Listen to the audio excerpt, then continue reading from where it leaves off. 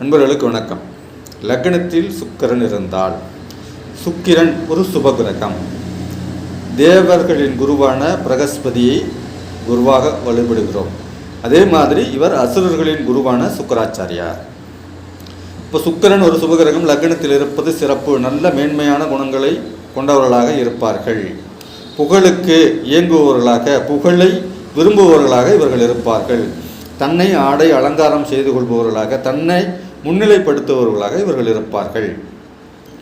இவர்கள் கலை சார்ந்த துறையில் மிகச்சிறந்த உயரங்களை அடைய வேண்டும் என்ற ஆசை கொண்டவர்களாக, ரசிகத்தன்மை கொண்டவர்களாக, கலா ரசிகர்களாக இவர்கள் இருப்பார்கள். உணவு பிரியர்களாக இருப்பார்கள். நகை பிரியர்களாக இருப்பார்கள். சுற்றுலா செல்ல வேண்டும், இந்த உலகத்தை சுற்றி பார்த்துவிட வேண்டும் என்கிற எண்ணம் கொண்டவர்களாக இருப்பார்கள்.